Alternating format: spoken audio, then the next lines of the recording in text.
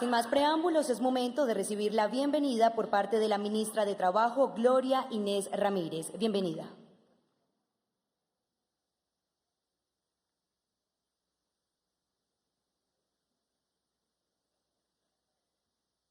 Muy buenos días para todos y todas. Un saludo fraterno, solidario y un gran abrazo para todos y cada una de las víctimas que hacen presencia hoy en este reconocimiento público al sujeto de reparación colectiva Movimiento Sindical Colombiano.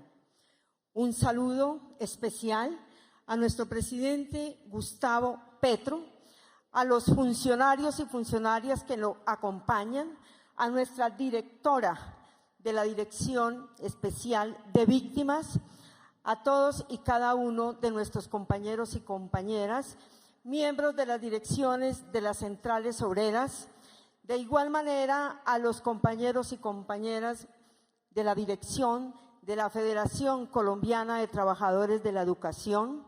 Un saludo especial también al defensor, a la Defensoría del Pueblo. Un saludo a todos los colegas de los distintos ministerios que nos están acompañando, al equipo de nuestro Ministerio de Viceministros y al equipo de la Unidad de Víctimas, y un saludo especial y fraterno también a todo el acompañamiento simbólico de arte que nos ha acompañado en la mañana y que ha sido una manera también distinta, creadora, de entusiasmo, de mostrar no solamente el dolor, sino lo que ha sido la lucha y las resistencias del movimiento sindical en este país. Para todos y todas, una bienvenida a este gran acto. Lo primero que queremos decirles es que hoy, señor presidente, lo sentimos como un día de justicia social, de justicia política y sobre todo de justicia por la vida. Aquí, cuando el Estado colombiano inicia este proceso de atención del sujeto colectivo del movimiento sindical colombiano, se enmarca en los acuerdos realizados entre el Estado colombiano y las principales centrales sindicales del país, junto a la Federación Colombiana de Trabajadores de la Educación, tendiente a reconocer la victimización que ha afrontado esta colectividad con ocasión al conflicto armado interno, así como para garantizar un proceso de reparación colectiva con participación de este sujeto. Esta también hoy es un día de profundización de la democracia, porque la participación del movimiento sindical en la vida de la sociedad debe ser tenido y analizado como parte de la profundización democrática de un país. No en vano, de 23 millones de trabajadores y trabajadoras, solo 1.200.000 hacen parte del movimiento sindical organizado. Y esto está atravesado por los antecedentes que usted conoce bien, pero que aquí las víctimas le van a entregar sobre la estigmatización, la persecución, las amenazas, pero sobre todo de una matriz de opinión y de pensamiento que se fue construyendo en este país para decir que los sindicatos son malos, que los sindicatos arruinan las empresas, que los sindicatos acaban con las organizaciones y nunca los han visto como el sistema de pesos y contrapesos que debe tener el mundo laboral. Este proceso de reconocimiento empezó desde el año 2016, pero quiero decirle, señor presidente, que no hubo voluntad de los gobiernos para emprender la ruta de reparación. Y es solo en el año 2022, una vez que este gobierno del cambio se posesiona, que a través de la UARIP, de la Unidad de Víctimas, se empieza la ruta del reconocimiento al lado también de los procesos organizativos que han tenido estas centrales como tal. Es el gobierno del cambio en que empieza la dignificación de este movimiento. Este solemne acto, de cuya importancia habla el hecho de que lo lidere el señor presidente de la República, es el comienzo de la materialización del reconocimiento que desde la Unidad para la Atención y Reparación de las Víctimas hiciera el pasado 24 de marzo al movimiento sindical como sujeto de reparación colectiva. El movimiento sindical hace parte de la población civil que sufrió la estigmatización, la violencia, la persecución, las desapariciones, las torturas, el encarcelamiento, el exilio y asesinatos, auspiciada desde muchas veces desde las esferas del poder público y privada, en alianza, desde luego, con aquellos otros sectores paramilitares que vieron en ellos el enemigo interno, colocándolos en el foco del conflicto armado bajo la mirada indiferente del Estado y de los gobernantes de turno. Las dificultades y mora en el reconocimiento que se acaba de hacer por parte de la hoy admitida persecución, como si no hubiera sido bastante los 15.481 hechos victimizantes cometidos contra el sindicalismo entre 1970 y 2021, incluidos 3.295 homicidios, 7.656 amenazas y 251 víctimas de desaparición forzada, que además de víctimas son proyectos familiares y colectivos truncados. Cifras de escalofrío y horror en cualquier época y lugar del mundo. Y estamos hablando solo del periodo de 1985 hacia adelante. De todo ello habla el precio que debió pagar la Central Unitaria de Trabajadores para su constitución. Cientos de sus fundadores asesinados en ese despuntar de tan clara estirpe democrática.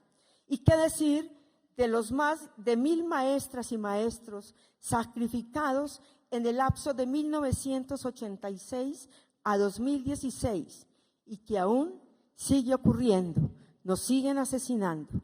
Hechos históricamente probados sin parangón en el mundo. Y el martirologio de Antoc y del Defensuagro y el de Sintrainal y el de la USO, un botón apenas de la amarga muestra.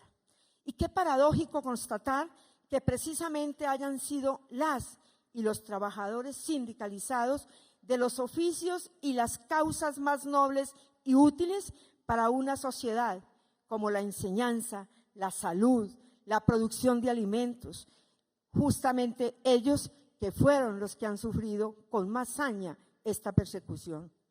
Es por ello, señoras y señores, por lo que hoy el Estado, personificado en el Gobierno del Cambio, con la presencia de nuestro presidente y de los ministerios y funcionarios de alto gobierno, hoy venimos trabajando para, de acuerdo con la legislación que nos rige, en especial la Ley 1148 del 2011 y la resolución de la Unidad para la Atención y Reparación de las Víctimas, que reconoció al movimiento sindical como sujeto de reparación colectiva del conflicto, comenzar su proceso de desagravio y reparación, el cual está siendo concertado con las organizaciones más representativas del movimiento sindical, la Central Unitaria de Trabajadores CUT, la Confederación General del Trabajo CGT, la Confederación de Trabajadores de Colombia CTC y la Federación Colombiana de Trabajadores de la Educación FECODE.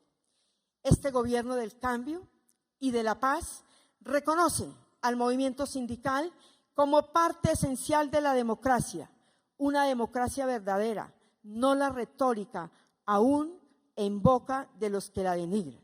Y que este movimiento tiene incontestablemente un arraigo constitucional y legal, y que la sociedad y el Estado colombiano están en mora de cancelar la deuda, de honrar la memoria de miles de sus caídos en esas noches de horror, vidas que serán enaltecidas como ejemplo de quienes se sacrificaron para el mejor vivir de los otros, que seguro ellos consideraron una buena causa por la cual luchar.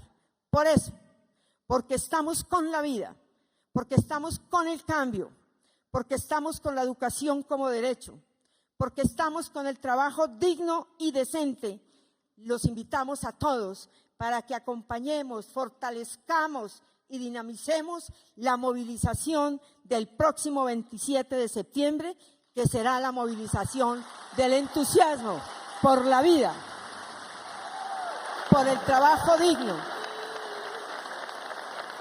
y decente. Doctora Patricia, muchas gracias por la celeridad que usted le ha puesto a este proceso como digna representante del Gobierno del Cambio. Gracias.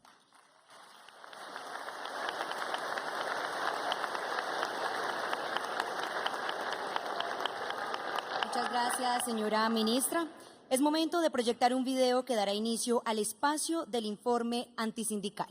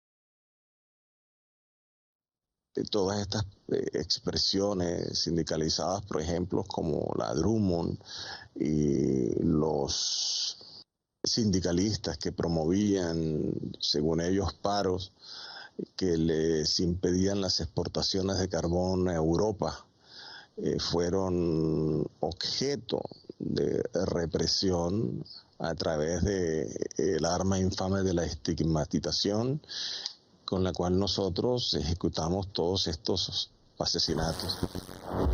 La Central Unitaria de Trabajadores FUT denunció que en lo corrido del año se han presentado 22 asesinatos de sindicalistas. En las bóvedas para los NN fue sepultado un sindicalista del Departamento del Atlántico que había desaparecido hace 5 días. Solo hasta hoy sus familiares se dieron cuenta de que había sido torturado, asesinado y sepultado como si no tuviera seres queridos. Se produjo una declaración en la cual se apoyaba a las FARC y en esa reunión estuvieron algunos líderes sindicales de Colombia. Eso no lo podemos permitir. O se hace sindicalismo o se hace guerrilla. Pero esa mezcla maldita le hace mucho daño a Colombia.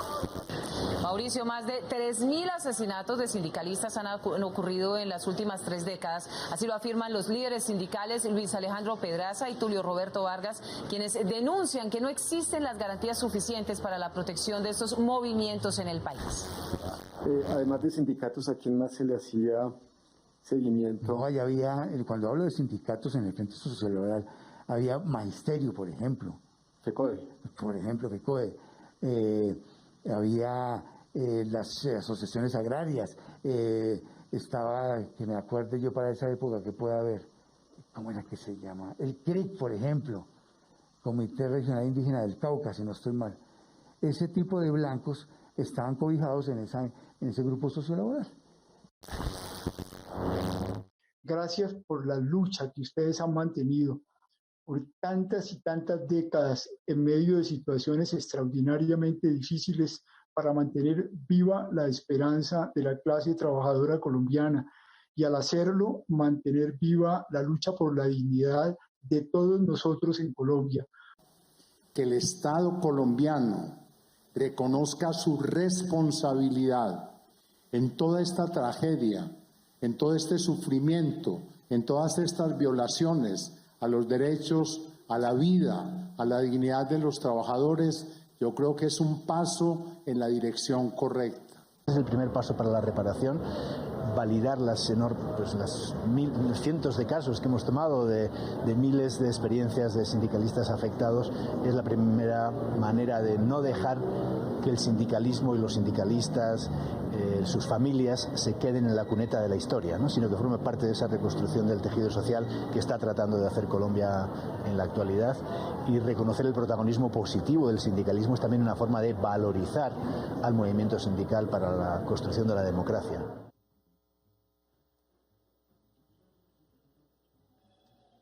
Bien, continuamos con una breve intervención de reconocimiento al movimiento sindical como sujeto de reparación colectiva por parte de la directora general de la Unidad para las Víctimas, Patricia Tobón Yagarí. Bienvenida.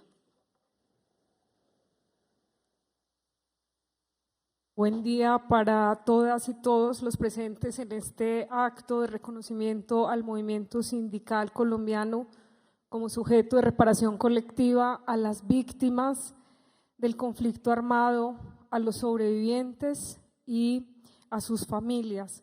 Un saludo fraterno a nuestro presidente de la República, Gustavo Petro Urrego, a la ministra de Trabajo, Gloria Inés Ramírez, a mis compañeros de Gobierno Nacional que nos acompañan en este importante espacio. Y también quiero saludar a Marta Rocío Alfonso del Comité Ejecutivo de FECODE, a Edgar Mojica Vanegas del Comité Ejecutivo Central Unitaria de Trabajadores CUT, a Percy Oyola Paloma, presidente de la Confederación General del Trabajo, CGT, a Domingo José Ayala del Comité Ejecutivo de FECODE, a John Jairo Caicedo, presidente de la Confederación de Trabajadores de Colombia, CTC. Saludar muy especialmente a quienes conforman la Mesa Permanente de Concertación de las Centrales Sindicales, a cada uno de sus representantes, delegados, delegadas de las centrales obreras, sindicales, trabajadores, trabajadoras que han sido víctimas del conflicto armado y a quienes hoy nos acompañan y nos siguen a través de las plataformas digitales. Hoy es un día muy importante no solamente para el movimiento sindical, sino también para todo el país. Este es un momento merecido, esperado por el movimiento sindical luego de un proceso largo de reclamación y de reconocimiento solicitado al gobierno estatal por la victimización y por el reconocimiento de la dignificación de las víctimas y de sus luchas. A nuestra llegada como gobierno del cambio logramos en menos de 2 meses reactivar el proceso con el liderazgo del presidente de la República, de la ministra de Trabajo en una articulación con la mesa de concertación sindical y la unidad para las víctimas, lo que resultó en este acto que hoy nos convoca y en avanzar en la ruta del reconocimiento del movimiento sindical como sujeto de reparación colectiva. Esta ruta comenzó con unas mesas de trabajo y posteriormente en el reconocimiento en el registro único de víctimas desde el mes de marzo. El movimiento sindical ha luchado por el acceso a un salario justo, digno, al respeto de la jornada laboral de 8 horas, a la estabilización laboral, así como al acceso a la seguridad social, la jubilación, la igualdad de oportunidades para las mujeres, para las personas con discapacidad y la inclusión de los jóvenes. También ha promovido el respeto del tiempo para la familia, la formación profesional, el diálogo social, la paz y la defensa de lo público. Si esto es lo que ha representado el movimiento sindical en Colombia, ¿por qué se ha victimizado? La victimización del movimiento sindical se ha desarrollado en un contexto de convergencia de diversas condiciones. Por un lado, por el conflicto armado y la violación grave y manifiesta de los derechos humanos y las graves infracciones al derecho internacional humanitario, aunando a políticas gubernamentales regresivas de los derechos laborales y sindicales. Por otro lado, por la difusión y ampliación de narrativas lesivas a la labor sindical, las cuales fueron condiciones determinantes para consolidar la violencia y la cultura antisindical, estigmatizando a uno de los sectores sociales más importantes de nuestra democracia.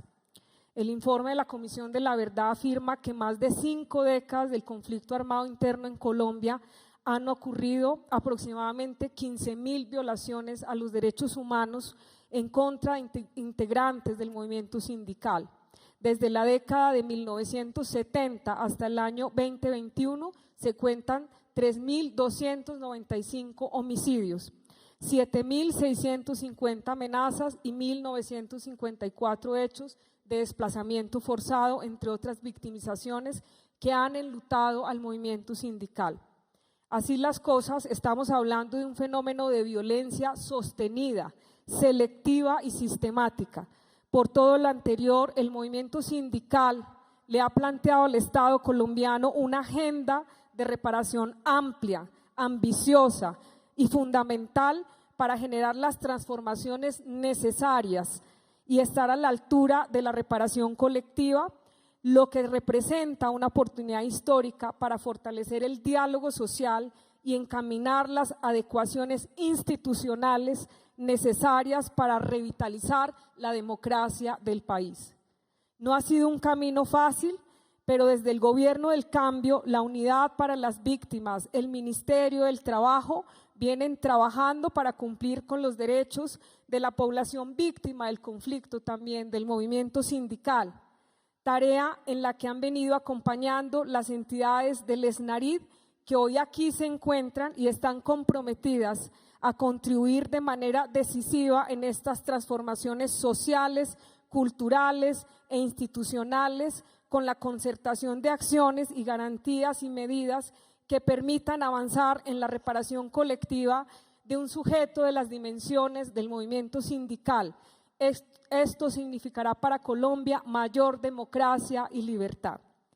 El proceso que hoy inicia con el reconocimiento del movimiento sindical como sujeto colectivo de reparación espera abrir caminos para contribuir a la transición de Colombia como un país que avanza hacia el reconocimiento y respeto de las diferentes identidades políticas, ideológicas, culturales, sociales y democráticas existentes. Con esto se espera superar la estigmatización y la persecución política contra defensores y defensoras de los derechos humanos, sociales, de género, ambientales y los y las trabajadoras. Contribuir en el cumplimiento de las garantías de los derechos de los trabajadores del movimiento sindical es contribuir con garantías efectivas a la defensa y a que no se repitan más hechos victimizantes contra la población colombiana. El cambio que nos hemos propuesto en este gobierno no se puede hacer sin la participación de la sociedad. Y nosotros como Gobierno del Cambio estamos dando pasos importantes en el avance de la política de víctimas para aportar decididamente a este propósito. Por ejemplo, hemos avanzado en procesos de participación únicos en toda la historia, de concertación con pueblos y comunidades que históricamente han visto sus derechos excluidos. En poco tiempo hemos reconocido, hemos avanzado, hemos concertado y estamos avanzando en planes de aceleración de 642 sujetos de reparación colectiva. Es más de lo que se ha hecho en 10 años de la política de víctimas. Tenemos la meta más grande de indemnización en toda la historia de la política, 600.000 víctimas que esperamos indemnizar, pero gracias también a nuestro presidente y a su voluntad, para este cambio contamos con un proyecto de presupuesto de ley donde el presupuesto de víctimas se duplicó históricamente, pero también estamos haciendo un esfuerzo muy grande para sacar a más de 2 millones de víctimas de la pobreza conjuntamente entre las diferentes entidades de gobierno. Estas metas son grandes en la historia, pero también estamos trabajando en buscar nuevas fuentes de financiación para cumplir con la agenda de víctimas. Desde la unidad de víctimas y desde el Gobierno Nacional trabajamos para elevar las voces de la mejoría de la participación de la sociedad en las reformas que lidera el Gobierno Nacional. Estamos trabajando también para monetizar los bienes del Fondo de Reparación, de la mano de la Agencia Nacional de Tierra, la Unidad de Restitución, la Superintendencia de Notariado, para poder cumplir con un plan acelerado de indemnización a las víctimas que son reconocidas en las sentencias de justicia y paz con las que hay un déficit de cumplimiento histórico y que en este Gobierno del Cambio hemos logrado unas metas altas en materia de reparación y avances importantes. Todo esto ha sido posible también porque este gobierno fue apoyado masivamente con un mandato popular desde las comunidades y desde los sectores que han empujado este cambio. Quiero insistir que desde la unidad y desde este gobierno seguimos trabajando por una reparación transformadora que va más allá de la indemnización, que logre reconocer a las víctimas, que logre reconocer efectivamente su participación y su poder transformación para poder cambiar su propia realidad, la realidad de todas las comunidades del país, teniendo en cuenta sus particularidades poblacionales. Estamos comprometidos con este cambio. En este gobierno somos conscientes que a mayor goce efectivo de los derechos humanos de las víctimas del conflicto armado, hay mayores beneficios y el país podrá avanzar. Las reformas que hoy lidera el gobierno nacional son las reformas que buscan la justicia social que hemos venido reclamando para este cambio. Es importante por ella defenderlas, pero es importante también estar en todo el proceso de discusión y poder estar en todos los procesos de participación. Y también les debo decir, este cambio no es posible sin la sociedad. Muchísimas gracias.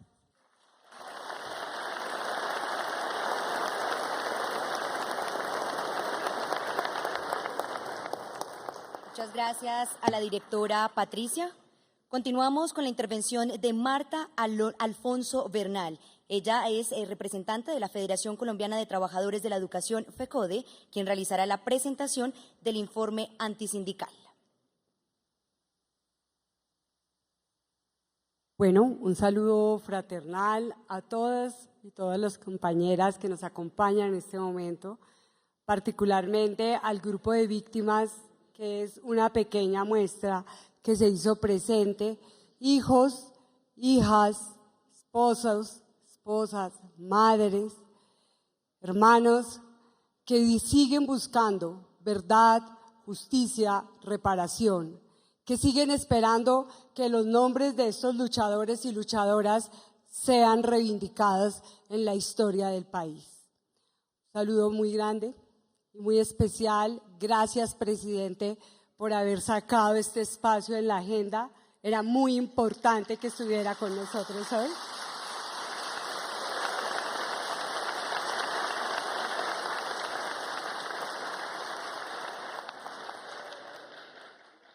A Gloria Inés, que representa ese espíritu de lucha del magisterio, pero también del sindicalismo colombiano, y que verla sentada en el Ministerio de Trabajo es muy importante, porque es decir, que este gobierno de cambio pensó que la silla era para los trabajadores y las trabajadoras. Gracias, Gloria, por el proceso.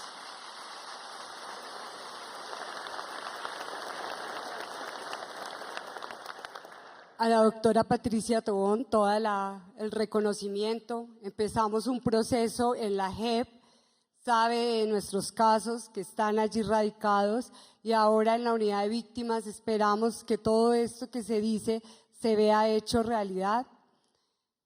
Un saludo grandísimo a todos los compañeros que están aquí de las organizaciones sindicales, a los compañeros presidentes de la CTC, la CGT, al vicepresidente de la CUT, a mi compañero presidente de FECODE, Domingo, y a todo el ejecutivo de FECODE, CUT, CGT y CTC que están aquí. Y obviamente a todos los que hicieron su espacio. Aquí están los equipos de derechos humanos de la Central Unitaria de Trabajadores CUT y de la Federación Colombiana de Trabajadores.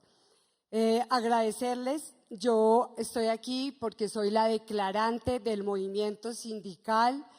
Llegar a este punto fue una ruta larga. Inicié este trabajo con la ENS, con el CAJAR, con Viva la Ciudadanía, ICTJ, CPDH y otra cantidad de organizaciones que aportaron en este proceso. Lo inicié en mi proceso en Antioquia, pero tuve la fortuna de llegar a FECODE, a la segunda vicepresidencia en el periodo pasado, tener el cargo de Derechos Humanos, ya no lo tengo, ahora lo tuve. En este momento que llegamos, nos encontramos con el CONARE, que venía como de reconstruir todas esas luchas. Esa exigencia que está aquí es una exigencia que se hace de muchas décadas. Es un trabajo que lo empezamos más organizado desde el 2011 con los eventos de víctimas, que logramos que la ley 1448 abriera un espacio, pero no siendo suficiente, logramos un decreto, que aquí está una persona que lo impulsó, al representante a la Cámara, Alirio Uribe, que estuvo al frente de lograr ese decreto 624 de 2016.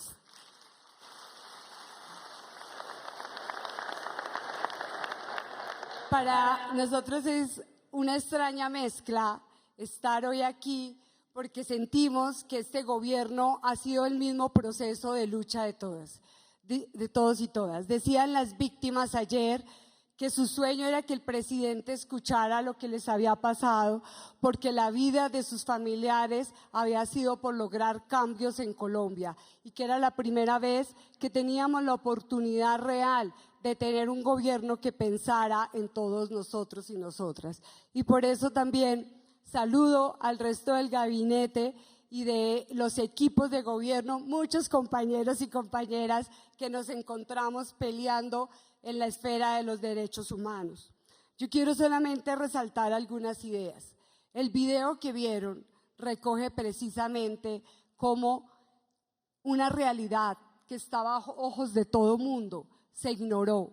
Una realidad que se plantea en la OIT en una queja en 1994, donde la CTC, la CGT, la CUT y FECODE envían un caso con una cantidad de sindicalistas que estaban amenazados, otros ya habían sido asesinados.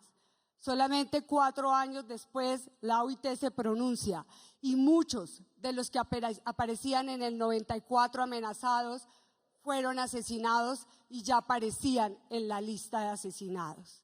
Y así se logró avanzar en que nos reconocieran internacionalmente, pero no nacionalmente. Aquí ha sido muy difícil. Incluso hubo un gobierno que contrató estudios para demostrar que lo que nosotros y nosotras decíamos era mentira. Pero como ustedes ven y lo reconocen ante la JEP y ante muchos organismos, esto pasó. Aquí están las víctimas, aquí está el movimiento sindical y por eso pedimos que realmente logremos en este proceso, 1, desclasificar los archivos de inteligencia.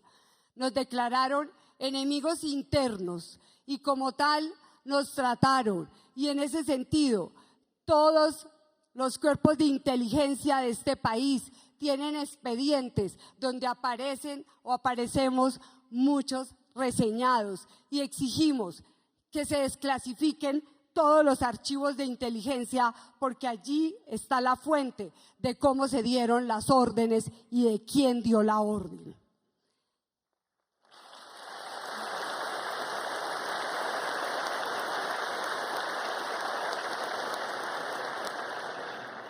Lo más aterrador es la impunidad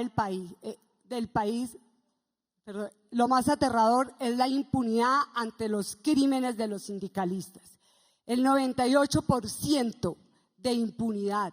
La Fiscalía ha recibido recursos internacionales para investigar los casos de sindicalistas. ¿Dónde están esos recursos? ¿Qué han hecho con ellos? ¿Por qué sigue la impunidad? Y lo único que tenemos son sentencias de la Corte Interamericana. Nosotros exigimos que haya justicia, que haya verdad. Además, para nosotros es muy importante comprender que acabar con la estigmatización significa reconocer en cuerpo, en alma, en presencia al movimiento sindical. No es justo que nos acallen, que nos persigan, que intenten destruir nuestras vidas simplemente porque peleamos por un país más justo. Hoy vemos cómo ante la reforma laboral, a la reforma de la ley de la educación, a las reformas pensionales, de la salud, se opone quienes han sido los enemigos de los trabajadores y trabajadoras, porque creen que nuestro trabajo debe ser entregado sin cambio de nada. Por eso, nosotros y nosotras, en general, hemos apoyado este gobierno porque allí están los sueños de décadas de luchadores y luchadoras, unos que no están, otros que están aquí y otros que nos acompañan en todo el país. Esperamos que este proceso sea real y que las víctimas, tanto familiares como la estructura del movimiento sindical, cumpla el logro y ocupe el papel de una sociedad democrática que reconoce la esencia de la vida en los trabajadores, trabajadoras, campesinas y su población en general, que es la que ha sido perseguida.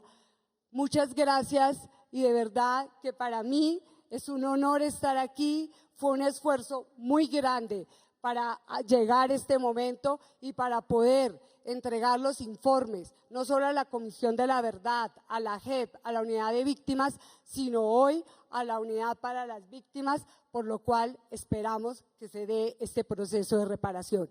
Gracias, gracias.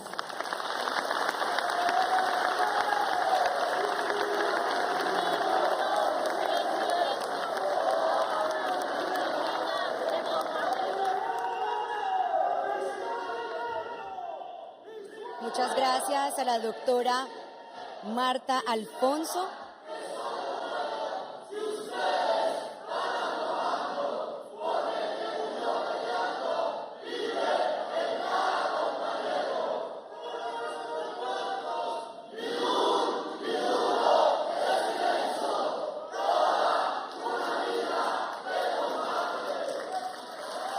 Muchas gracias a la doctora Marta Alfonso, representante de FECODE.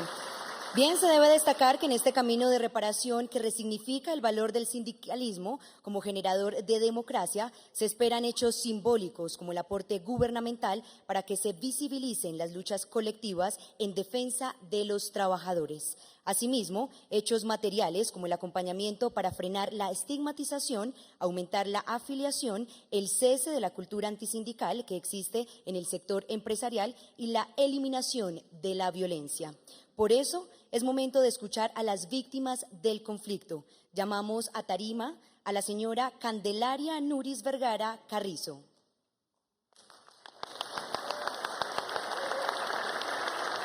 También invitamos a subir a tarima a la señora María Juliana Ochoa Serna.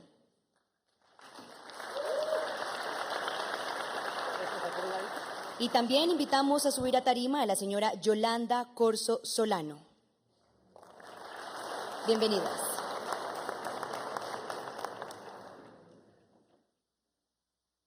Compañeras, compañeros, fraterno y solidario saludo en nombre de mi familia y de mi compañero Pedro Julio Movilla Galarcio, víctima de desaparición forzada ocurrida el 13 de mayo de 1993, cuando dejó a nuestra hija en su colegio.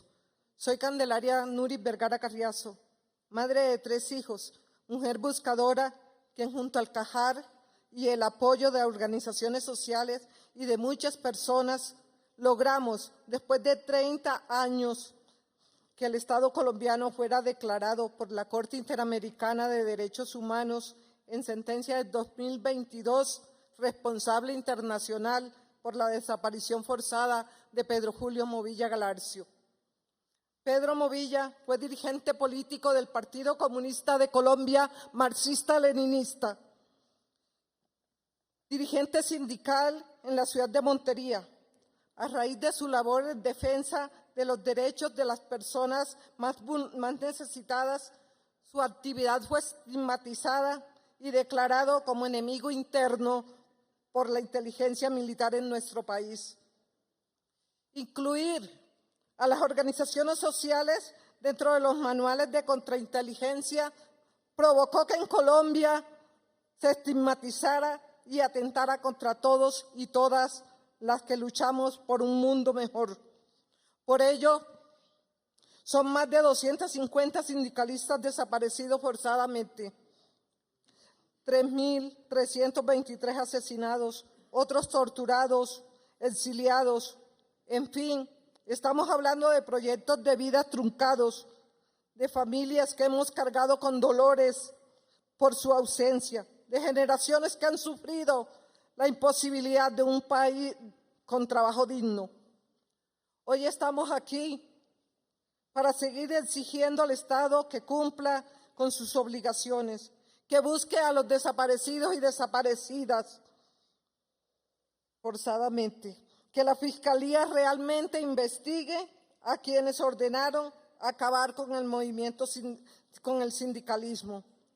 Señor presidente, señora ministra, hoy ustedes pueden cumplir con un pedido histórico, la desclasificación de la información de los sindicalistas catalogados como enemigos internos, reparar al movimiento sindical y abstenerse de continuar con las estigmatizaciones. En el marco de la reparación, es muy importante cambiar en los manuales de formación de las Fuerzas Armadas y de los organismos de inteligencia esta nefasta política del enemigo interno por el solo hecho de luchar por los derechos del pueblo al que pertenecemos y defendemos. El movimiento sindical debe ser reparado, garantizándole su derecho a participar sin ninguna limitación en el desarrollo de la política económica y social del país. Negociar una reforma laboral digna para todas y todos los trabajadores. Que se respeten los derechos de asociación, donde las mujeres puedan participar con todas sus capacidades, donde la niñez sea protegida y sea posible hacer realidad los sueños de una mejor calidad de vida. Necesitamos un Estado protector de la vida. Agradezco al CAJAR por su defensa permanente de los derechos humanos y a las trabajadoras colombianas por su gran sacrificio. Muchas gracias.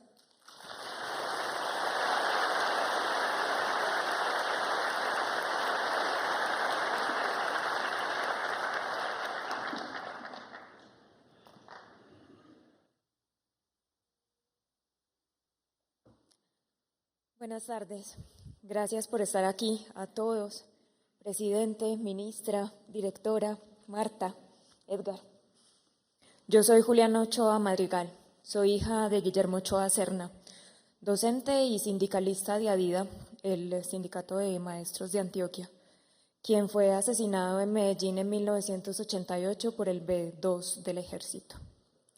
Ayer en el encuentro de familiares y víctimas de violencia antisindical entendí que mi historia se puede contar a través de las historias de cada uno de ellos. Cada uno de sus relatos contiene piezas del mío.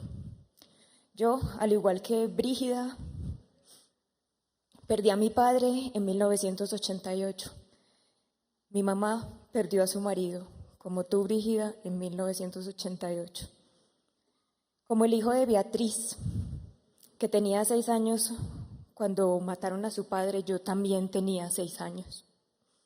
En la resistencia a declararse viudas de Yolanda, de Candelaria, de Nereida y de Doris, veo a mi madre. En su lucha contra el olvido me veo a mí. Al igual que Nereida evita asistir a encuentros de víctimas, yo a mis 9 años decidí no volver a la fiesta para hijos de maestros asesinados que organizaba ADIDA, que a pesar de que era maravillosa, pero cuando me di cuenta que todos los niños en ese recinto habían perdido a uno de sus padres, no quise volver. Mi padre, como el de Sara, fue parte de la Unión Patriótica. Mi papá, al igual que Carlos, fue retenido de manera ilegal, pero en 1979 fue torturado y yo bien podría no haber nacido y no estar hoy aquí. También me reconozco en aquellas tragedias que yo no viví, como la desaparición del esposo de Candelaria. El asesinato de mi padre estuvo muy cerca de terminar en desaparición y resulta irónico tener que agradecer por tener un cadáver al cual llorar hoy. La falta de oportunidades educativas para sus hijos que muchas de las mujeres entre las víctimas denunciaban, no la viví. Yo soy fruto de la educación pública, de la universidad pública, aquella a la que mi padre y sus compañeros de FECODE y ADIDA defendieron hasta la muerte. La educación que recibí y que hoy sigo recibiendo, la entiendo como su legado y como un regalo para mí. Fue maravilloso también ayer y reconfortante ver la valentía, la entereza, el compromiso y la persistencia que tuvo mi padre en David, en Jimmy, en Leo, en Antonio, en Fernando, en Álvaro, en Humberto, todos aquí. Y fue aún más emocionante ver entre ellos a mujeres empoderadas y en resistencia, como Marley y como Lorena, de Sintrainagro y Fensuagro. A todos, gracias infinitas, a las miles de víctimas de violencia antisindical y a los sindicalistas que continúan en la lucha, a la Escuela Nacional Sindical. Compartimos el miedo, la ausencia, el dolor, el deseo de justicia, de reparación y sobre todo de verdad y no repetición. Pero es cierto que compartimos algo más importante y poderoso, y es el amor, que permite que no desfallezcamos en nuestras luchas por el nombre de nuestros seres queridos, nuestros compañeros, para que no sea olvidado, para que no sea una cifra más, para que sea reivindicado. Por nuestros muertos, ni un minuto de silencio.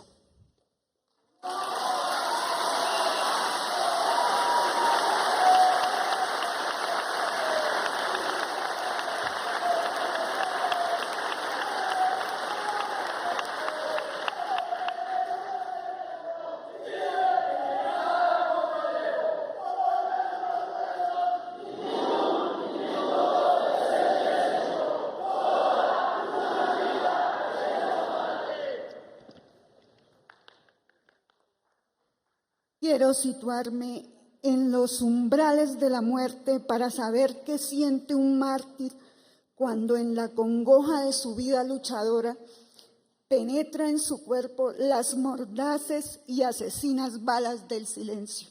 Manuel Gustavo Chacón, año 1988, fue asesinado en Barrancabermeja. Mi nombre es Yolanda Corzo Solán. Soy la esposa, no la viuda, de Rafael Jaime Estorra, asesinado en Barrancabermeja el 20 de marzo del 2002, delante de mis hijos, enfrente de mi residencia. Gracias, señor presidente. Es un privilegio que usted nos escuche. Es la primera vez en 21 años que nos escuchan con atención. Mi esposo era padre de 4 hijos. Pertenecía a la subdirectiva de la Unión Sindical Obrera Uso. Tenía solo 9 meses de estar ejerciendo activamente. Muere junto a mi sobrino de 24 años, Germán Augusto Corzo, en la puerta de mi casa. Además, era un hombre luchador, tenía claro la reivindicación de los derechos, tenía claro el derecho a las garantías laborales, peleó por la tercerización del trabajo y por eso fue asesinado. El caso de mi esposo es uno de pronto de los del 2%, mi querida Marta, que de pronto hay algo de esclarecimiento, pero no esa verdad digna. Porque si bien hay presos materiales o condenados materiales, está uno en especial que era un contratista de la empresa Ecopetrol. Y lo que peor es que al parecer todavía siguen contratando en Ecopetrol con otros nombres o con otros nombres de la empresa. El genocidio no cesa. Compañeros, el año pasado, y tengo aquí la compañera Doris Roja, y por eso trajimos estos cuadros de recordatorio de nuestros seres queridos, Rafael Jaime Estorra y a Nicodemos Luna. Fue preso en varias ocasiones y asesinado el año pasado. Hace 10 meses todavía está en pleno duelo mi querida compañera Doris Rojas, que está aquí. Y también Cibarés Lamprea, el año pasado también fue asesinado en Barranca Bermeja. Nosotras, las supervivientes, o nosotros, qué gran responsabilidad hoy estar representando a las víctimas. Este atroz conflicto lo que ha hecho es que hagamos historia para que la locura no nos acompañe en el silencio, decía Dulce Chacón en La Voz Dormida. Nos hemos encargado a nuestros hijos y a nuestro entorno de entregar el legado de estos luchadores, de los que siguen luchando. Y así como nosotros, miles de familias, señor presidente, la violencia antisindical nos ha tocado muchísimo. Y los impactos a madres, la mamá de Rafael murió hace un mes de depresión por 20 años. Y la mamá de mi sobrino murió a los 3 años de depresión. Muere mi hijo de 19 años, de 33 años en el 2019, porque esperaba a su papá. Él era adoptado, entonces perdió 2 veces. Y en las tragedias de esta vida y los embates muere. A mí no me resta más que, así como la uso, más que las 500 organizaciones sindicales presentes de distintos sectores económicos y regiones del país han vivido esta crueldad de violencia antisindical. Entonces, por eso esta deuda debe ser reparada. Está tardía. Ojalá no envejezcamos más, podamos verlas representadas en nuestros hijos. Que ese plan de reparación hemos sembrado las esperanzas y puede ahondar en oportunidades, en diferentes oportunidades, doctora. Empleo, educación. Ahí tenemos una compañera que no se estaba educando porque no tienen cómo. Señor presidente, no me resta más que agradecer por este avance, por seguir luchando, y hemos sembrado las esperanzas. Muy amable y gracias a todos.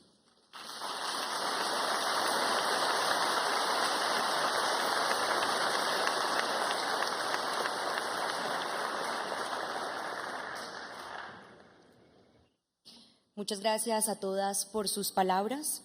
Ahora escucharemos la intervención de Edgar Mojica. Él es vocero de las organizaciones sindicales FECODE, CGT, CUT y CTC. Bienvenido.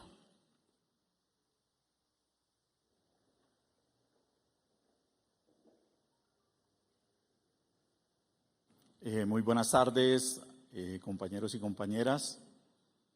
A nombre de la CTC, la CGT, FECODE y la CUT, un saludo fraterno y solidario a todos los familiares de nuestros seres queridos, de nuestros luchadores sociales que se encuentran aquí y quienes no pudieron estar acá.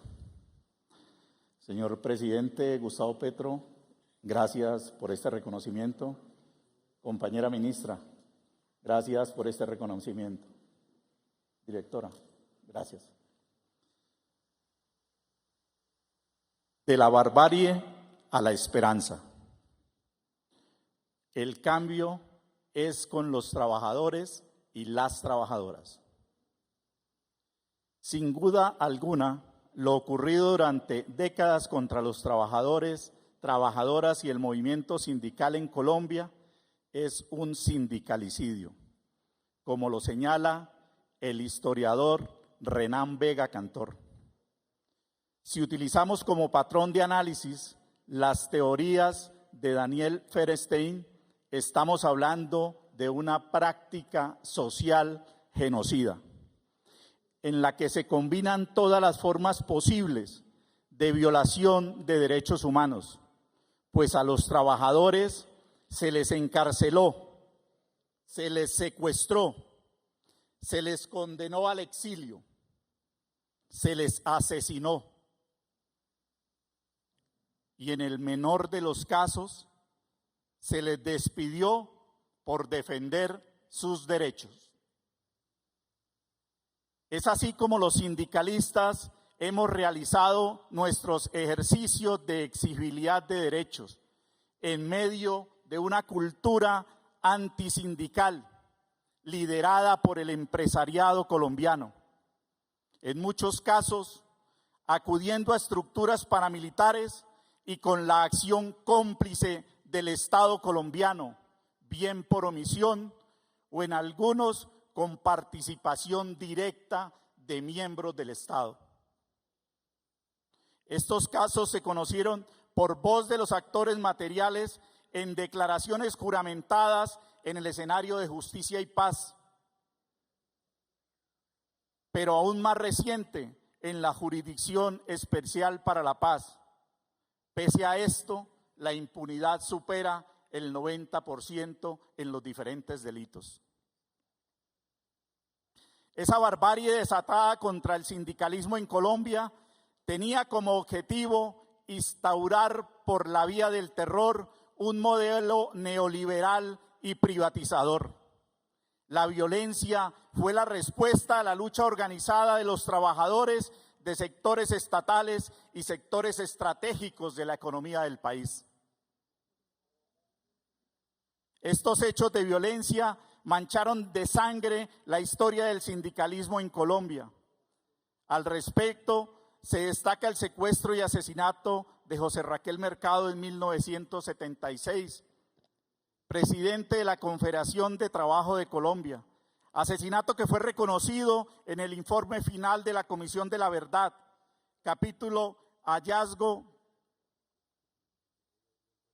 y recomendaciones como resultado del arduo trabajo del movimiento sindical en la construcción de los informes que se presentan ante la Comisión de la Verdad, donde se detallaron las graves afectaciones. De igual manera se resalta el lamentable asesinato de Jorge Luis Ortega, vicepresidente nacional de la CUT, después del paro de 1998. No obstante, y pese a estas acciones, los trabajadores hemos sido resilientes frente a estas violencias y no renunciamos a nuestro ideal de justicia social. El país vive un momento de cambio, pero sobre todo de esperanza. Por ello es que vemos con agrado el reconocimiento del movimiento sindical como víctima por parte del gobierno del cambio de Gustavo Petro y Francia Márquez. Esto no es un simple acto administrativo, es un hecho político que posibilita que el derecho a la verdad, la justicia, la reparación y las garantías de no repetición sean una realidad. Durante los últimos 20 años nos hemos preparado para este momento. Hemos dialogado sobre cada uno de nuestros derechos. Estamos listos y listas para abordar el diagnóstico del daño e iniciar una ruta de construcción de un plan nacional de reparación colectiva. Podemos adelantar algunos mensajes de temas que creemos que deben discutirse en este proceso. En materia de verdad, como derecho, hemos acudido a la Comisión para el Esclarecimiento. El documento nacido del informe de la Comisión debe ser la base para que se transite de la verdad histórica a la verdad jurídica.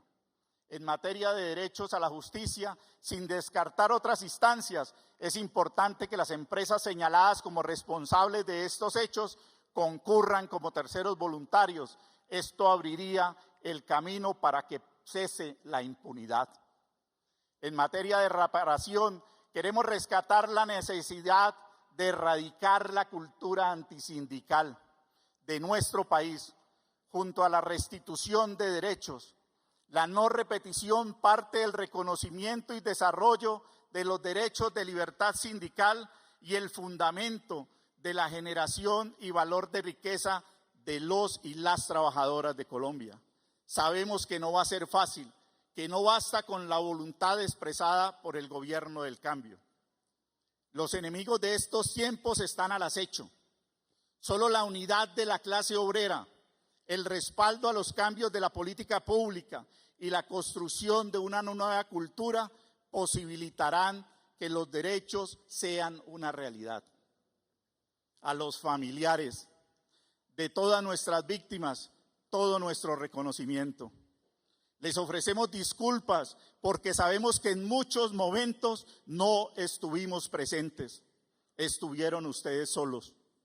Nos queda que cada una de las enseñanzas de nuestros valientes luchadores sociales y grandes líderes sindicales que entregaron su vida, sus cuerpos fueron sembrados, su sangre es semilla que germina en las fábricas y sitios de trabajo donde la voz del obrero continúa exigiendo derechos. Muchas gracias.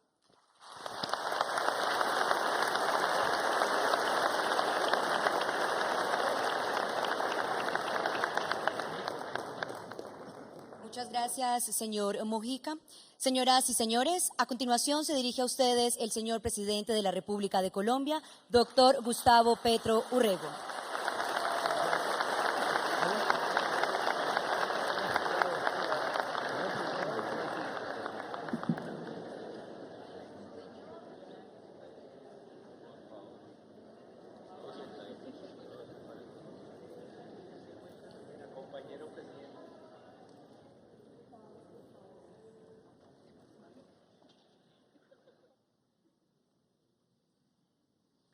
Bien, un saludo a las voceras, voceros e integrantes de las centrales sindicales que hoy nos acompañan en el evento Reparar los Sueños de Libertad. Presidente de la Federación Colombiana de Trabajadores de la Educación FECODE, Carlos Enrique Rivas Segura. Es Domingo Ayala, aquí es.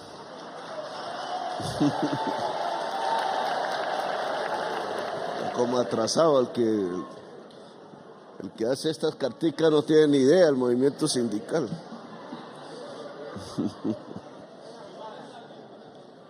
Domingo Ayala, que es mi paisano. Vamos a ver, presidente de la Confederación General del Trabajo, CGT, Percio Yola Paloma. Presidente de la Confederación de Trabajadores de Colombia, CTC, John Jairo Caicedo Villegas. Vicepresidente de la Central Unitaria de Trabajadores, CUT, Edgar Mojica Vanegas. Declarante de la Federación Colombiana de Trabajadores de la Educación, FECODE, Marta Alfonso Bernal. Ministra y funcionarios del Gobierno Nacional, congresistas de la República. Un saludo a todas las personas que nos acompañan el día de hoy, víctimas del conflicto armado. El grupo musical Batucada Revolucionaria,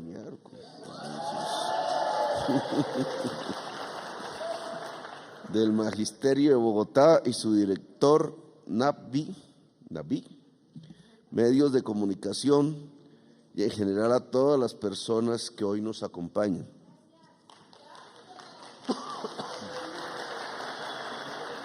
Ayer un fuerte frío austral nos dañó realmente la garganta, pero trataré de hilar estas palabras y de que salgan.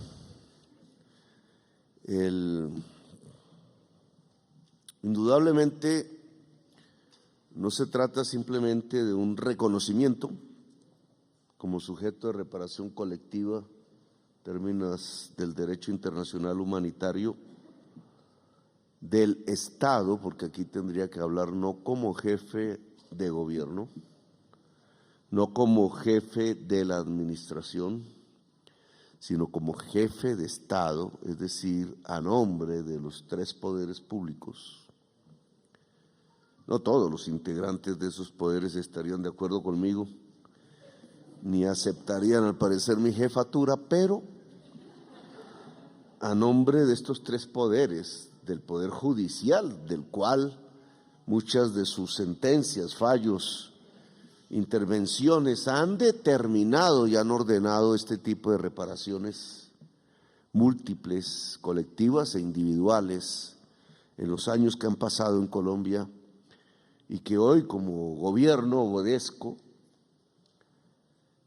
del mismo gobierno que encabece, que debe cumplir todos los fallos y sentencias judiciales nacionales, y convencionales que han salido en defensa de las víctimas, de su reparación, de las garantías de no repetición, y que tiene que ver también con el Poder Judicial, Poder Legislativo, que tiene en sus manos la posibilidad real de la reparación, que en este caso es que los trabajadores y trabajadoras de Colombia puedan gozar de mejores garantías laborales hacia adelante, hacia el futuro, precisamente porque este pasado que aquí reconocemos no se vuelva a repetir. Nada garantiza que no se vuelva a repetir, sino es a partir de un cambio de la concepción misma de la sociedad, de las fuerzas políticas que gobiernen el país en los años que están por venir.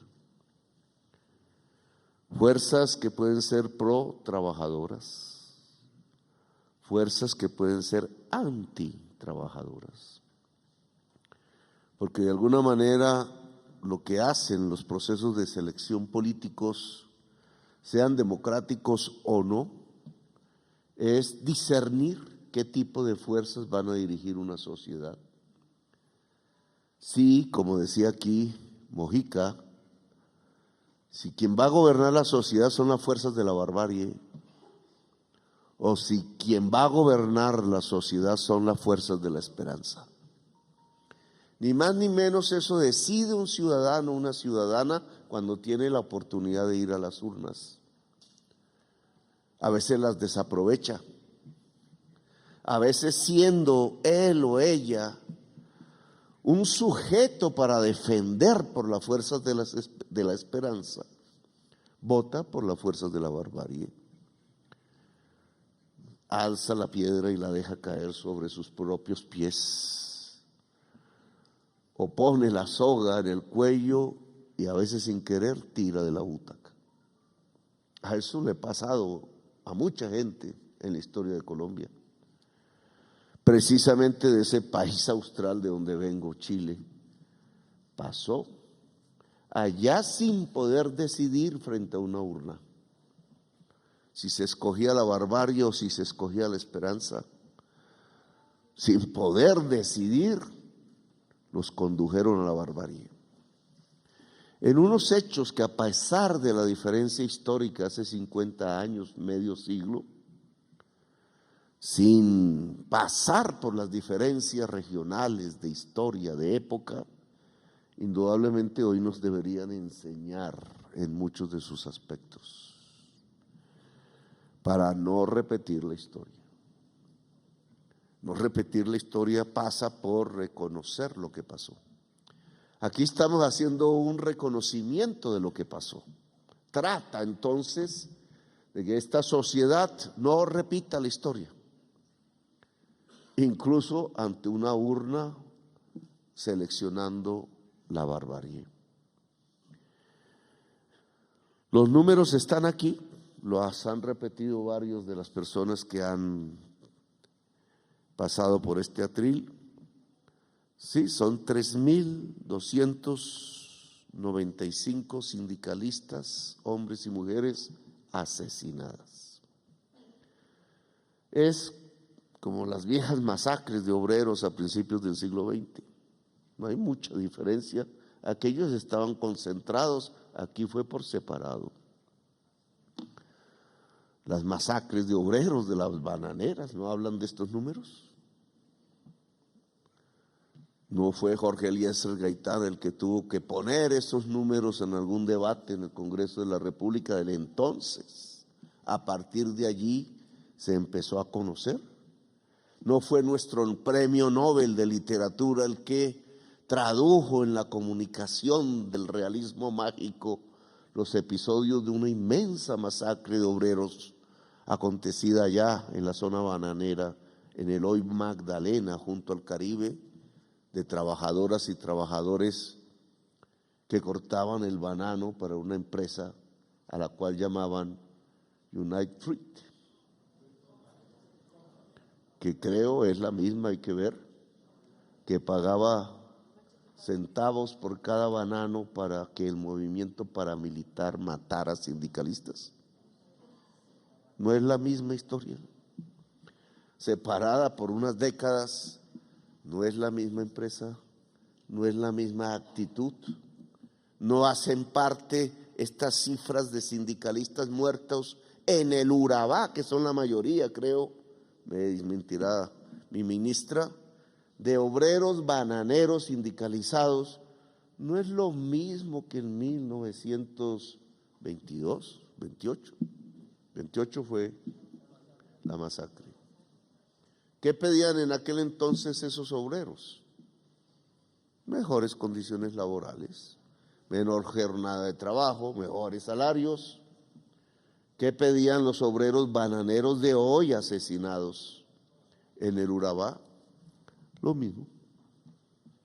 Aquí hay una historia que va por las décadas y que traspasa los siglos, que tiene en esa historia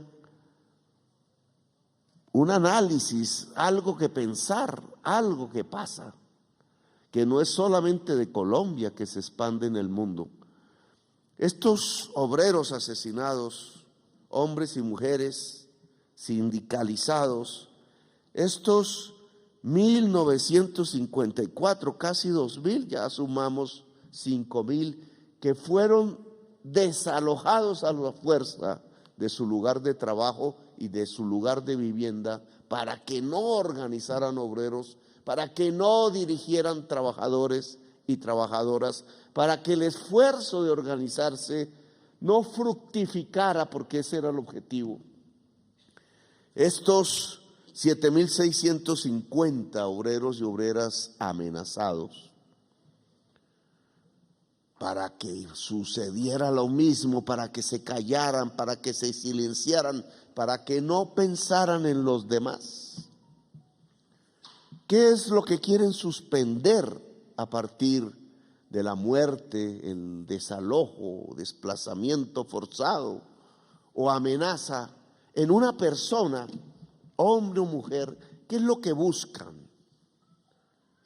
Pues que no organice, que no piense en los demás. Muerto, pues por lo que sabemos hasta el día de hoy, no lo logra hacer. Amenazado logra el mismo objetivo. Desplazado logra el mismo objetivo. Ese poder de pensar en los demás entre el mundo del trabajo, ni más ni menos, se plasma en organización. Y cuando hay organización obrera, se plasma en mejores condiciones laborales. Y creen ciertos empresarios y empresarias que si hay mejores condiciones laborales, entonces tienen menos ganancias y matan por la ganancia. Porque aquí no podemos esconder lo que hay detrás de esta historia. Es que vinieron de Marte y mataron los sindicalistas en Colombia. Que de pronto aparecieron unos seres malos y se llevaron por delante miles de obreros y obreras asesinados como en las masacres de antes. No, el asesino surgió dentro de la sociedad colombiana. El asesino surgió dentro de la política colombiana y dentro del Estado colombiano y dentro de la empresa colombiana. No podemos bajar los ojos. Uy, Petro, ¿estás dividiendo la sociedad? No, tratemos de reconocerla para que no se repita la historia. Detrás de esta muerte hay unos beneficiarios. Porque esta muerte se produjo, es que hay unos beneficios. Esa es la lógica. No mataron por matar, mataron para ganar. Ganar dinero. Simple codicia, con la que se mueven los sistemas económicos desde hace un tiempo para acá en buena parte del mundo, solo que unos se mueven de una manera diferente a otros. Unos, en el fondo, no matan, otros empiezan por matar. Hay una diferencia. Quizás a todos les mueve la codicia, pero unos han aprendido en la modernidad a entender que la ganancia crece y crece más si no se mata, si se escucha, si se permite, si hay democracia, incluso, y lo voy a tratar de demostrar en estas palabras, si hay mejores condiciones laborales. Otros creen que si hay mejores condiciones laborales no se gana y por tanto llegan a la tesis fácil de matar primero. Un capitalismo atrasado, un empresariado atrasado que no ve en el obrero su aliado, sino en el señor feudal que se queda con la tierra infértil y hace una alianza de poder anacrónico y autoritario, de poder asesino. Esta historia se podría comparar con otros del mundo, tratando de ver si es que esto es normal.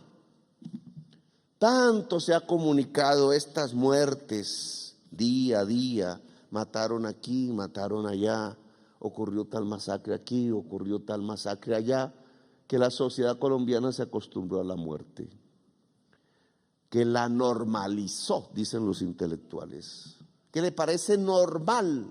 Por algo lo mataron, dicen. Por algo lo mataron.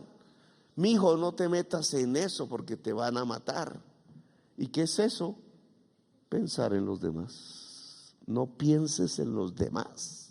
Piensa en ti mismo. Es el mensaje. Es el mensaje de la normalización. No pienses en los demás. Si piensas en los demás te van a llamar de izquierda y te van a matar. ¿Y por qué en la sociedad colombiana ser de izquierda significa que lo maten a uno? Si piensas en los demás, otros van a pensar de ti que eres malo,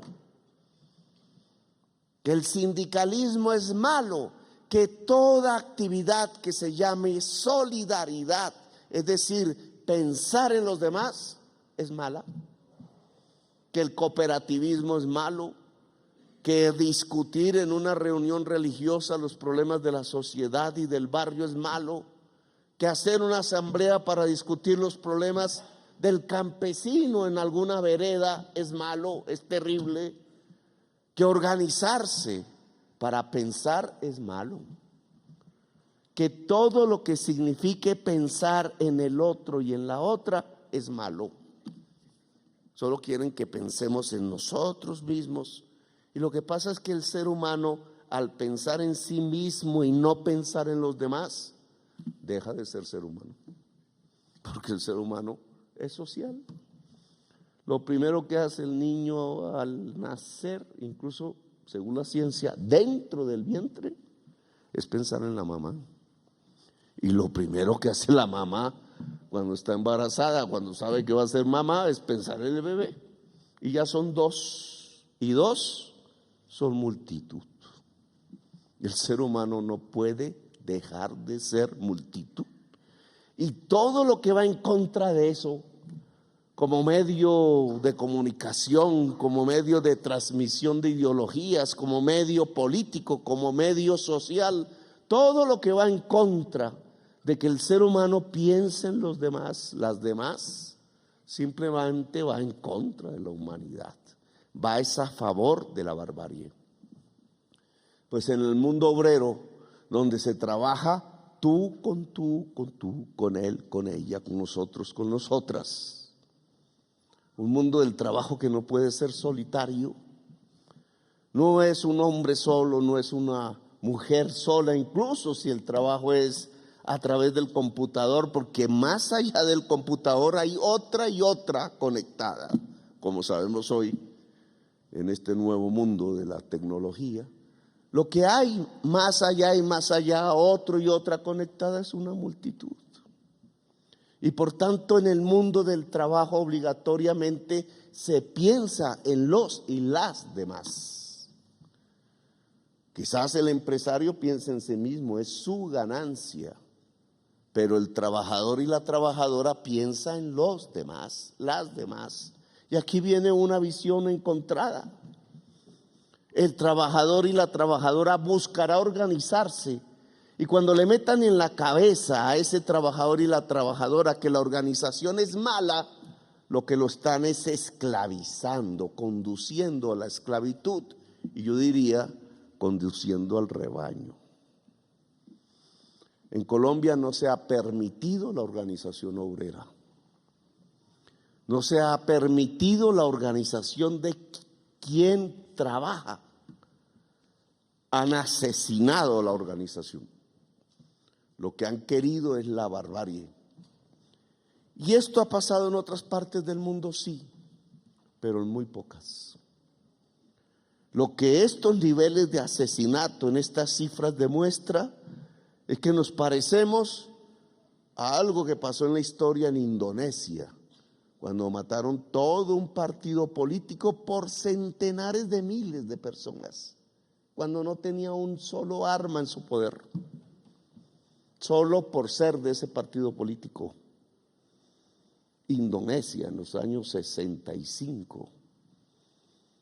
Cuando yo empecé a vislumbrar la vida política, teniendo 13 años, salí del colegio un día, 11 de septiembre del 73, niño era, 13 años, con mis compañeritos, no era mixto el colegio, prohibían que los colegios fuesen, porque entonces decían que eso era una perversión. No podíamos conocer a la otra y la otra no podía conocer al otro. Y salimos a la calle a bloquear porque nos decía el corazón nada más que lo que habían hecho en Chile era muy malo. Pues en Chile pasó esto mismo, solo que acortado en el tiempo. Mataron miles de sindicalistas, miles. Desaparecieron miles y exiliaron millones. Destruyeron la esperanza en Chile y lo que hubo fue la barbarie. Convencieron a un ejército, los dueños de la codicia, para matar la esperanza. Eso pasó en Chile. Y el dueño de la barbarie gobernó hasta el 90.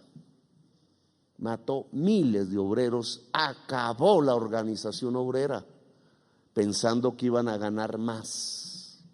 Hoy están arruinados. Mataron al presidente. Lo mismo que hicieron con el Palacio de Justicia, lo hicieron con el Palacio de la Moneda antes. De ahí aprendieron. Rodearon el palacio con tanques, dispararon con los tanques contra las paredes y los aviones bombardearon por el techo. Y ahí había una niña. Y el presidente decidió no entregarse. Y murió. Y el mensaje quedó para el mundo y para la historia. Si comparo estas cifras con las chilenas, estas cifras son mayores. Es decir, quienes han desatado esta violencia en Colombia, los dueños de la codicia en Colombia, son peores que Pinochet. Allá uniformado, aquí de corbata. Esa no es la diferencia. Puede tener uniforme, puede tener corbata, pero fue el de aquí más asesino que el del uniforme.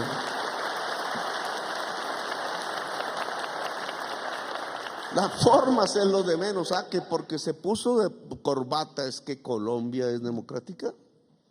La democracia no se define por la corbata. Cuando apareció la palabra demos gatos, no existían las corbatas.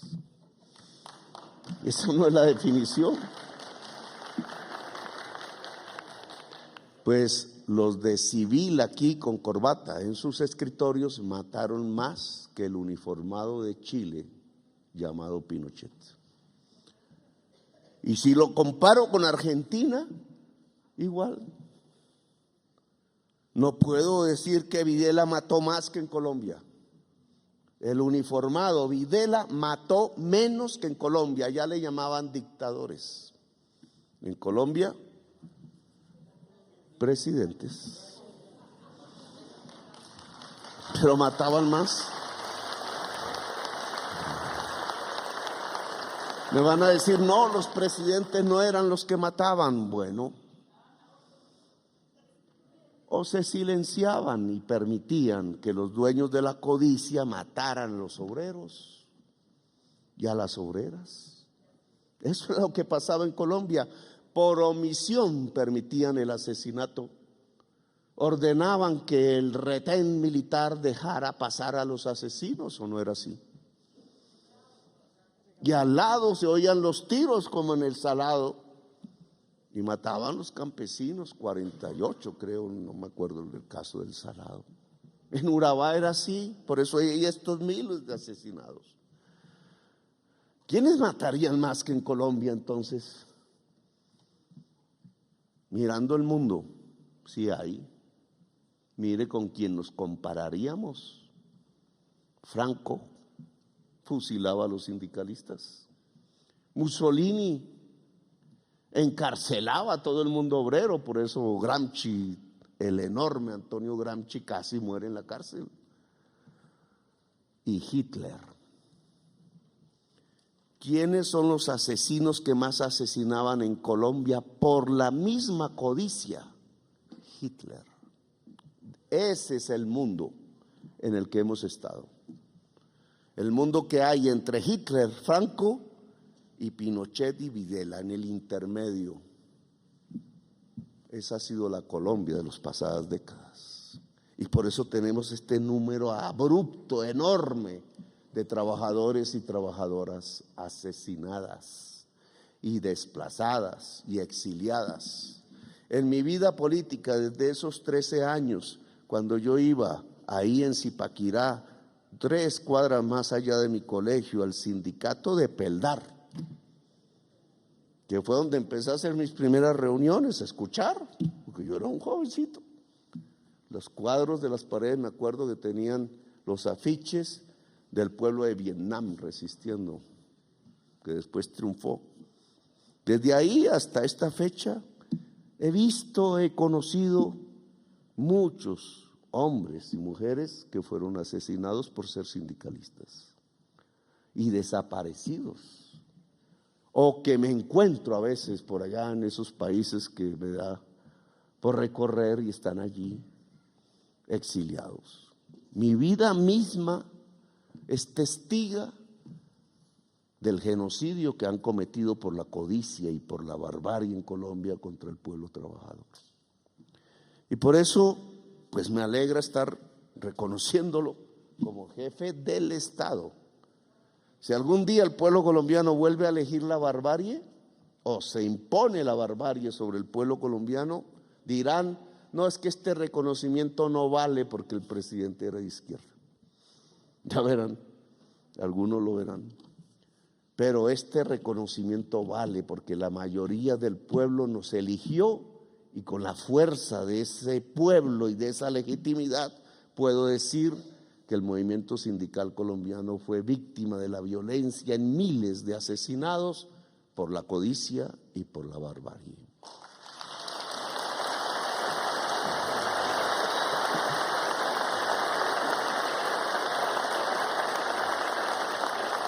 ¿Para qué? Para ganar más, para ganar más. Ahí se pueden recoger las estadísticas. Hay un concepto que dice salario relativo, no lo usa el movimiento sindical que sobrevive. Se usa salario real, salario mínimo. Salario mínimo es un decreto. La mayoría de los trabajadores y trabajadoras ganan menos que el salario mínimo, no sirve para nada. El salario real es la comparación entre el salario que se recibe en dinero y el nivel de precios. Es individual casi. El salario relativo es la masa de ingresos que recibe todo el pueblo trabajador dentro del ingreso nacional comparado con la masa de ingresos que reciben los dueños del capital y de las rentas del ingreso mismo nacional. Ahí es que se compara. Los trabajadores y trabajadoras recibían tanto, ¿qué porcentaje en el tiempo ha variado? Pues el salario relativo se ha desplomado en Colombia y el ingreso que reciben los dueños de capital y de la renta ha crecido en Colombia durante este mismo periodo. Es decir, que las ganancias adicionales a lo que en 1970 tenían los dueños del capital, hasta la fecha se ha producido a partir de la sangre y de la muerte. Un capitalismo extraño mata a sus propios trabajadores, porque la ganancia nace del trabajo, de la fuerza laboral. No hay un solo peso de la ganancia que no salga del esfuerzo diario de cada trabajador y trabajadora de Colombia. Solo que por no ser dueños de la empresa, pues pasa al propietario de la empresa. Ahora se ha volteado el discurso diciendo que gracias al propietario, el trabajador puede decirle, gracias patrón, porque me empleas. No, es el empleado el que le produce la ganancia al patrón. Esa vieja idea, antigua idea, que todavía no ha podido ser rebatida por nada, es la que hace que el capitalismo pueda ver en la fuerza de trabajo el mayor factor de la ganancia, si quiere. Si quiere. Ha sucedido en la historia. Aquí lo que hemos tenido es un capitalismo raquítico, que entonces cree que se gana porque se extiende la jornada laboral. Si pudiera ser de 24 horas, aplaudiría. Casi que nos devolvería al mundo de la esclavitud. Casi que diría que el hijo del trabajador también venga aquí a trabajar casi que gratuitamente. Que ve en el alza salarial, un pecado mortal porque va contra la ganancia. Porque ve el que se pueda descansar un día domingo y un sábado, ve lo peor del mundo. El escenario de la catástrofe económica. Se le olvida la historia del mismo capitalismo.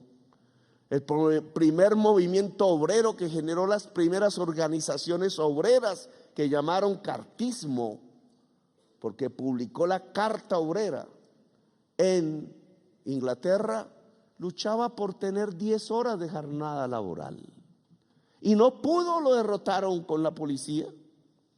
Y al cabo el Parlamento, al final, que siempre derrotaba las reformas laborales en favor del trabajador, el Parlamento inglés al final decidió por primera vez votar una jornada laboral de 10 horas en favor de los trabajadores y las trabajadoras. Y decidió algo que pareció el peor pecado del mundo, la catástrofe económica, eso sí.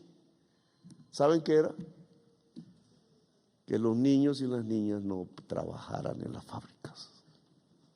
Esa fue la gran conquista obrera, de la primera de esa época, porque decían que los niños y las niñas eran mejores, que dejaban de mendigar en las calles, que no había necesidad de tener orfanatos, porque era mejor tenerlos dentro de las factorías llenas de hollín, oliendo los despojos de las máquinas de vapor que usaban el calor a través del carbón.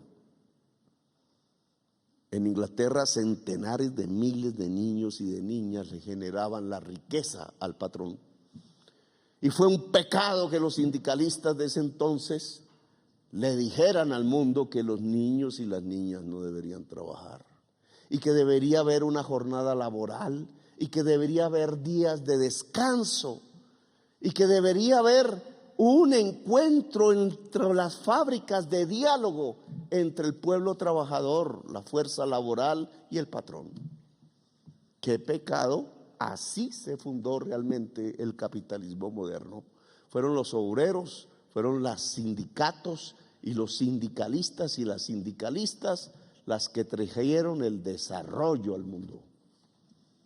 En Colombia en eso no se ha creído.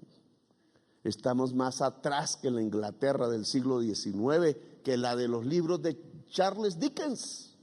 Quisiéramos que los niños trabajaran también dentro de las empresas para generar ganancias, y por eso mataron estos sindicalistas, porque estos sindicalistas pedían lo mismo que los obreros ingleses del siglo XIX, lo mismo, que hubiera condiciones laborales y no nuevas esclavitudes.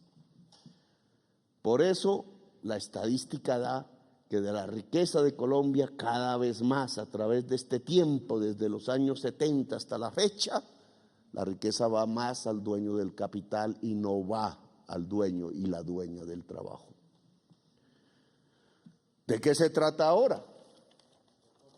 Se trata de que esto cambie. El cambio consiste en eso. El cambio consiste en decirle a nuestros empresarios y empresarias, que muchos lo comprenden, oiga, esta historia en donde mandaron a matar en la zona bananera, tanto en el 28 como en los años 70 y 80, no debe repetirse. Esta historia donde destruyeron la organización obrera no debe repetirse. Esta historia en donde le dicen a los niños y a las niñas, incluso en las escuelas, que el sindicalismo es malo, no debe repetirse. Sin sindicalismo no hay democracia. Así de simple.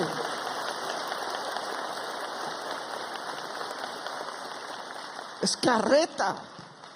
Si el pueblo trabajador no puede discutir las cosas públicas y la cosa de la empresa donde trabaja, no hay democracia. Estamos bajo un mundo autoritario donde alguien con el látigo y la cepa montado en su caballo está detrás persiguiendo al que trabaje, sea hombre o sea mujer. No, ese no es el mundo. El mundo moderno hace crecer las ganancias como nunca antes se habían visto. Unos ricos que jamás el mundo del siglo XIX se hubiera imaginado que existieran. Gente mega rica. Los nombres aparecen en las revistas, pero ¿saben cómo construyen esas ganancias? Aumentando la productividad, no la jornada de trabajo. La jornada de trabajo tiene un límite físico. En cambio, la productividad tiene una base que no es el tiempo diario y cotidiano. La productividad tiene como base el cerebro, el conocimiento, y resulta que el conocimiento es elástico. Yo diría que es infinito. Entre más conocimiento aplicado a la producción, más un trabajador y una trabajadora produce cosas en la misma unidad del tiempo. Y entre más lo hace, más riqueza individual y social hay. Y entre más riqueza social hay, la nación es más próspera y el empresario y el trabajador pueden ganar de la productividad. El trabajador y la trabajadora tienen prosperidad y el empresario se vuelve mega rico. Ese es el pacto que hay hoy. Ese se llama acuerdo nacional. El acuerdo nacional no es como se vuelve el trabajador un esclavo, porque solo iríamos a la barbarie. El acuerdo nacional es como la producción en Colombia crece a partir del conocimiento. Para eso hay que hacer universidades, no solo privadas, sino universidades para toda la juventud.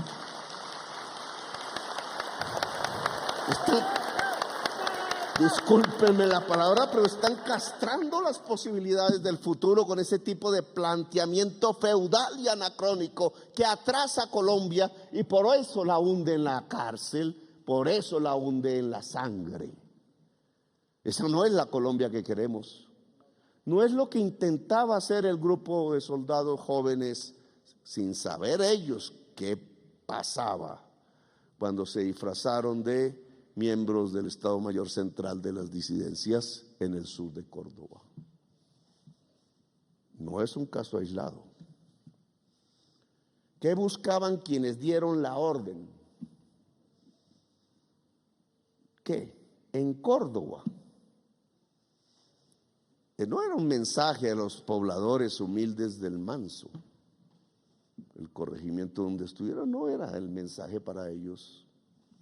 El mensaje era para la sociedad, para decirles, uy, este gobierno está hundiendo a Colombia en la desorden, en el caos, hay que poner orden. Eso decían cuando Salvador Allende gobernaban. Pero el mensaje iba directo hacia un grupo social específico, los hacendados de tierras productivas que no producen en Córdoba.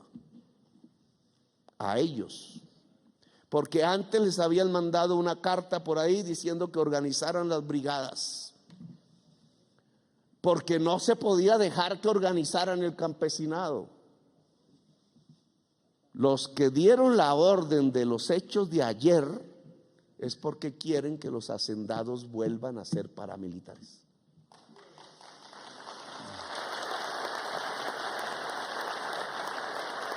Es decir, a que repitamos esta historia.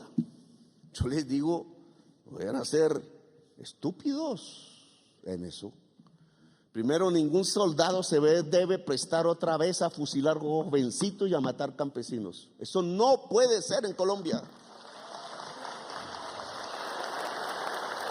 Ningún soldado de la patria se puede prestar a ese tipo de órdenes, porque eso solo nos lleva a la barbarie. El ejército de Colombia no se llena de gloria ni de honor, se llena de sangre. No es ese el camino. Se llena de indignidad. No es ese el camino. El camino lo dijo Bolívar. Maldito el soldado que apunte su arma contra el pueblo. No apunten las armas contra el pueblo. Y ese mensaje que le querían dar unos que están asustados de los procesos judiciales porque saben que cometieron crímenes fuera de este país y dentro de este país, asustados porque se descubra la verdad y entonces tratan de hacernos matar entre nosotros. Pues yo le digo a los hacendados de Córdoba, la propuesta del gobierno es simple, fácil. Les estamos comprando no la hacienda, sino la mitad de la hacienda a precio comercial. Pagamos para que un campesino pueda tener una parcela y se cultiven alimentos en Córdoba. Eso es un negocio para el hacendado, para el campesino y para el país. ¿Para qué van a acudir a esos llamados de sirena volviendo a un paramilitarismo que mató a los mismos hacendados en Córdoba? Porque esto tiene otras cifras de muerte, no solo las del pueblo, también cuántos ricos hacendados de Córdoba no le quitaron las tierras a la fuerza. Ahora toca recuperárselas. No es ese el camino de Colombia. El camino de Colombia no es entonces con unos hacendados embrutecidos matando campesinos porque sí. Porque el campesinado simplemente quiere hacer un surco en la tierra para sembrarle la comida a los que en estas ciudades comen, que son todos y todas. Entonces aliarse a un empresariado que cree que la ganancia nace volviendo al trabajador un esclavo, extendiendo las jornadas. Ese camino no es el del mundo. Ese camino no es de hoy. Ese camino no es contemporáneo, no es del futuro. Ese camino es el de la barbarie y del pasado. No lleven a Colombia al pasado. No es la barbarie de antes. Hay que llevar a Colombia al futuro. Y entonces es la esperanza. Está bien puesto. O es la barbarie o es la esperanza. El presidente de la República le pide a la sociedad colombiana que vayamos con la esperanza, no con la barbarie. Y implica entonces que las tierras puedan ser cultivadas, que Colombia pueda ser una potencia alimentaria, que sobre la producción de alimentos podamos construir asociativamente la industrialización de esa producción, que el hacendado no va a perder ni un centímetro de tierra y nadie se las va a quitar, se las vamos a pagar. Y bien pagas. Y que en la empresa industrial que debe crecer, porque Colombia se debe llenar de empresas industriales, no estas poquitas que tenemos, el criterio para el crecimiento de la riqueza y de la ganancia no es volver al pueblo trabajador esclavo, sino volverlo inteligente, es volverlo estudiado, es volverlo desarrollado en los conocimientos de hoy, para que la productividad pueda crecer. Y al crecer la productividad, crece la ganancia y crece el salario. Y el país se vuelve rico. Y entonces sí nos podemos comparar al mundo de hoy. a los suecos y a los japoneses y a los alemanes y a los norteamericanos del norte, como es el capitalismo de hoy, porque esto no es derribar el capitalismo, alguien lo hará después. Y no se hará por decreto, no sé si estaré vivo, sino las mismas sociedades buscando formas superiores, porque no nos vamos a dejar extinguir en el planeta, porque se podrá ir a un mundo donde una humanidad diferente quizás, como digo en mis discursos, lleve el virus de la vida por el universo, y eso no se hará sobre la base de que nos matemos aquí en el planeta Tierra. Una humanidad nueva que sabrá superar sus problemas en el planeta Tierra y sus problemas con el planeta, no solamente los que están dentro de sí. Hoy por hoy, en la época que nos corresponde, entonces que Colombia transite a la democracia de verdad. Y entonces en la democracia de verdad, que es la base de la paz, se escuche la voz del pueblo trabajador. Y que en el acuerdo nacional entonces lleguemos a las concertaciones, pero escuchando, y no solo escuchando, la voz del pueblo trabajador. Que el pueblo trabajador pueda participar en las grandes decisiones del Estado y de la empresa y del barrio y de la vereda y de Colombia. Esa será la democracia. Le pido, ministra,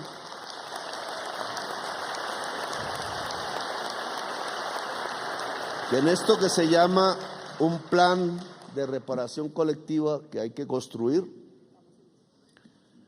desde el Ministerio del Trabajo se contrate centenares de organizadoras y organizadores de sindicatos en el país, como una reparación verdadera para el movimiento sindical. Gracias, muy amables.